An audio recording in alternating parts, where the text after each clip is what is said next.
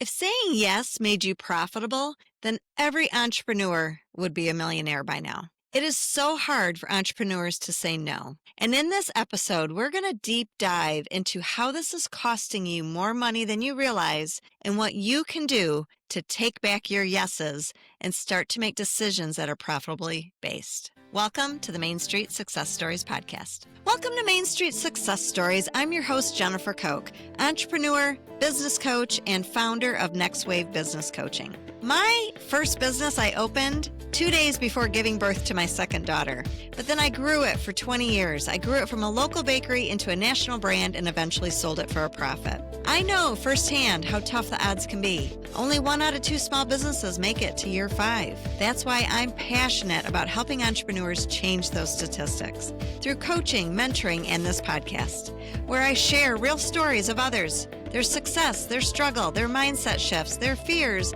and lots of wins along the way. Because none of us are alone in this journey of entrepreneurship, and I want to make sure that you have the support you need.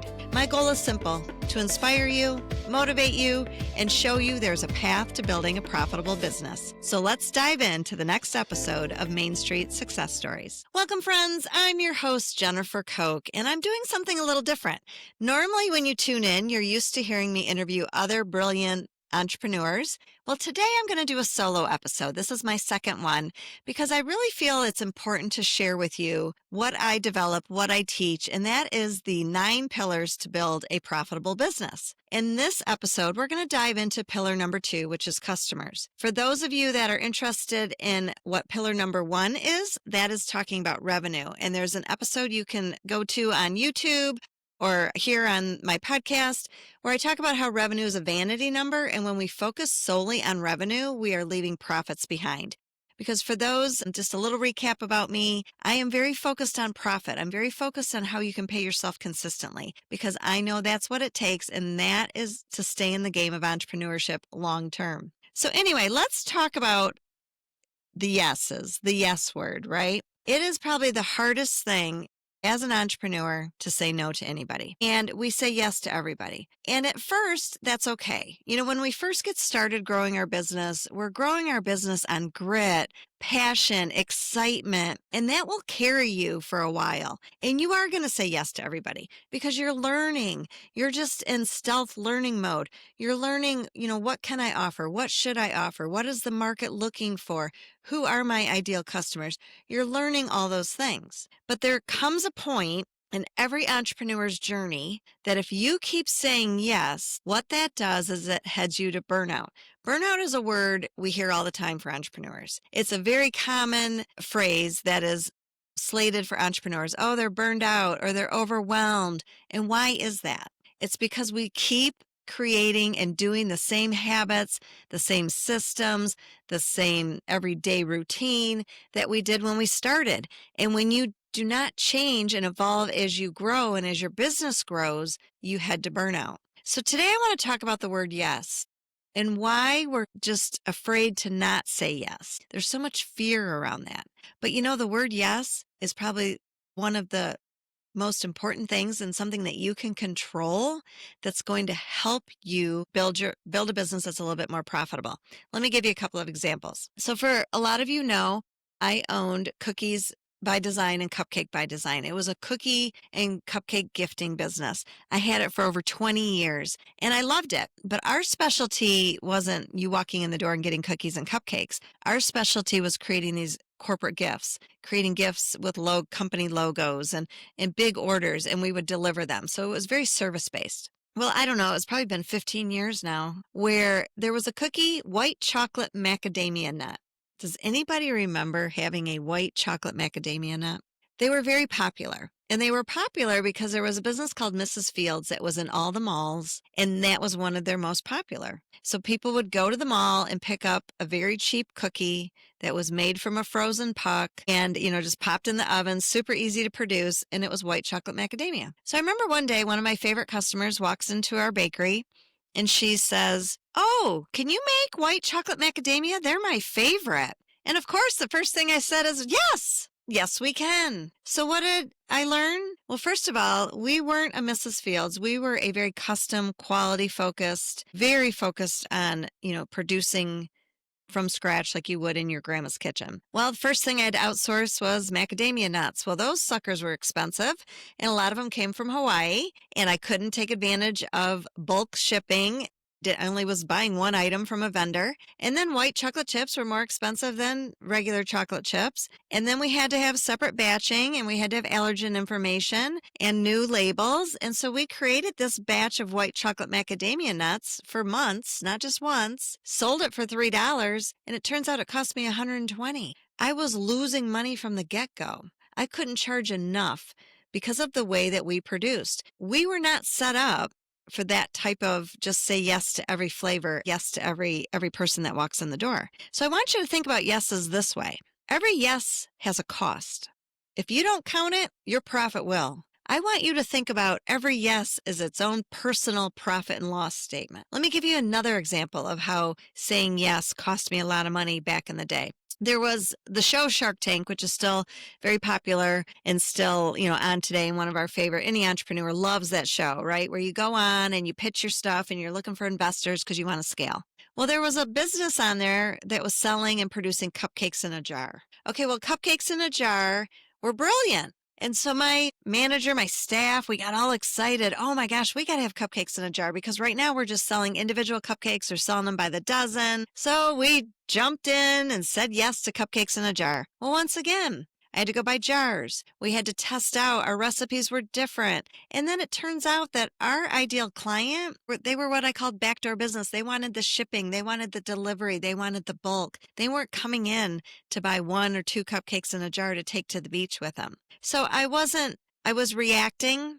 I wasn't leading my business. I was chasing ideas. I was just creating anything, whether it aligned with who my best customer was or not. And guess what? I was really busy, but not profitable. So here is the trap of saying yes, and why saying yes to everybody and every idea isn't always the best thing, and how it can really hurt you when it comes time to scale. So let's talk about pillar number 2, customers. And we hear all the time, you have to niche or niche, however we say that word. You have to pick a micro audience, which is a really small piece of the big picture. And we say yes, that we have to do that. There's one positive yes, but we don't. As entrepreneurs, we hold back. There's so much fear wrapped into that, into niching. But when you don't niche, you end up having to work so hard for profitable business. And, we have to realize that when we do niche, when we do choose a micro audience, we get to know our customers so well that our marketing messaging follows, and then people actually pay attention to what we have to say. So what is the best way to find our ideal clients? I know we've heard about it. You've probably heard this so many times you're thinking, do I really need to finish listening to this episode? Yes. Let me dive into how we do it in the 9 pillars to create a profitable business. First of all, we use 3 things. Data, you have to be a detective, and then you have to have a huge dose of trust. So data. It's time for you to look back, look for common threads, whether it is demographic, whether it is by zip code, whether it is by male or female, whether it is by age. We have to be a detective, pull data about what your product does, what your service does. Who are those people that come back on a regular basis? That's where data comes in. And so many times the yes comes with an emotional response. I want you to create a response that's data driven. And then the next step, which is the step that's usually the hardest and the one that we like to breeze through or skip over real quick, is the detective work. It is important to do some type of ideal audience survey. You have to do the research. You have to spend the time. I take my clients through a 30 questionnaire that I want them to ask their customers. And it's things like, what are your biggest fears? What's keeping you up at night? What's worrying you about your lifestyle? And, what do they really want? Because when it comes to marketing your business, no matter what you sell, if you sell a cookie, a cupcake, photography, HVAC. It doesn't matter what you sell. There's an emotional reason somebody's buying from you. There's a transformation that has to happen, whether it's fixing my furnace. Well, fixing my furnace, that's very, tangible, but that means I stay warm at night. That means I don't have to worry about my baby being cold at night if I have little ones at home. So there's always a transformation for a reason that a customer chooses you. And so we have to do the detective work. And the detective work means, yes, asking the right questions, creating some type of survey. It doesn't mean sending out a blanket survey to every customer and bombarding them with 30 questions. We have to do this in a way where we're just listening. We're doing a lot of listening. And it's a crucial step and one that most entrepreneurs just want to rush through. And then we have to trust. When you choose a niche, when you choose a micro audience, when you've done your homework, you have to trust. For instance, let me take you through what can happen when you do trust this system. There's 3 ways I like to tell my clients to pick a niche. It's either an industry, be known, be an expert in an industry. It's either an ideal client, choose an ideal client, or become a thought leader. So industry. One of my clients years ago, one of my first clients, she has a photography business and she was getting burned out. The keyword, the key phrase we hear about all the time for entrepreneurs, because she was saying yes to everybody. She was saying yes to weddings and babies and senior shots. And after doing some data, some research, we realized that she could be really good at real estate photography. So she trusted the process, she leaned in, she chose the industry of real estate photography, and guess what? Her revenue 4 times in 1 year. And not only that, she was saving herself so much time and mental energy because she wasn't saying yes to everybody and she wasn't chasing all over town looking for customers. Another way you can do this as your ideal client could be, like for instance, real estate. You could focus on first-time homebuyers or senior citizens. And then one of my favorites is thought leadership. And what does that mean? So when I owned my cookie and cupcake business, I didn't just go out there and market cookies and cupcakes, because if I would have done that, it would have taken so many customers to walk through my front door to buy that $3 cookie. So I went out and I became a thought leader in gifting. I taught corporate clients why you need to send thank you gifts, why you need to attach a gift to your marketing.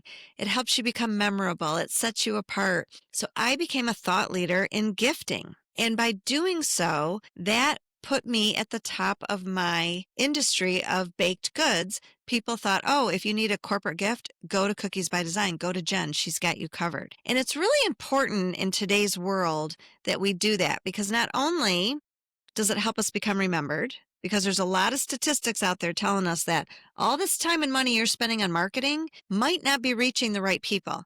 And it's because you're too broad, you're too vague. I like to say your business has to pass the face test. Which means if you go out to a networking event and everybody always says the golden question, what do you do? And let's say you're a realtor. And if you say to somebody, I'm a realtor, the person on the other end is going to just kind of nod and smile, because my guess is they know at least 5 other realtors. But if you say to them, I help senior citizens move, immediately a face or two comes to mind. That's called pass the face test. I know a few senior citizens that might be ready to move into assisted living or might be ready to downsize. If you just say realtor, you left me just scrolling through my mental Rolodex, couldn't come up with a name. But when you're specific, when you have a niche, when you have an ideal customer, what happens is somebody comes to mind, you pass the face test. So how does this all come together and help you be more profitable? Well, first of all, now you've got a filter to put your decisions through. We've got some parameters, and I help my clients with this all the time.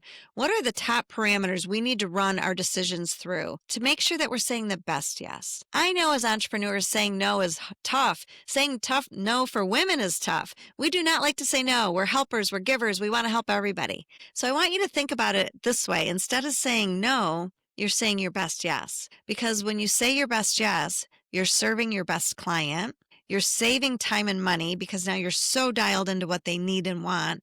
Your marketing messaging is getting heard. You're not wasting money on your marketing, and you're creating a profitable business. And creating a profitable business is going to serve you the lifetime of your business. It's going to serve your family, and it's going to serve your community.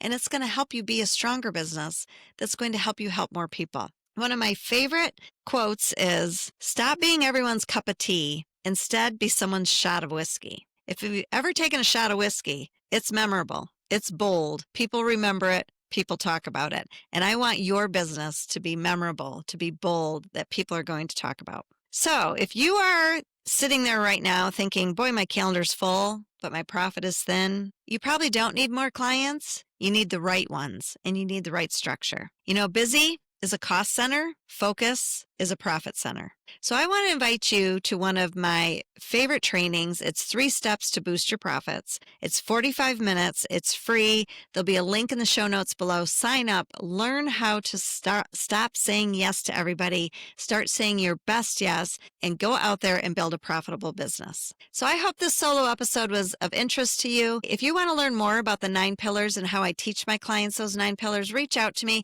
Let's have a conversation. I'm happy to just have a 30-minute, no obligation conversation.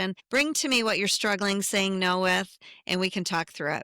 Until next time, thanks for listening. Thanks so much for tuning into this solo episode of Main Street Success Stories. If you take one thing away today, I want you to remember that every yes has a cost. Think of every yes as its own profit and loss statement. And I want you to think about how can you unlock more profit, have peace of mind, and say your best yes instead of saying yes to everyone. If you're curious about my 9 pillars of building a profitable business, or you're just tired of spinning your wheels and want more money in your bank account, reach out. I've got a couple of resources for you to help you get on that path. And if you want to go deeper, let's connect. I have that 30-minute strategy call. Happy to hop on. Until next time, remember, busy is a cost center, focus is a profit center. And please go support your local businesses.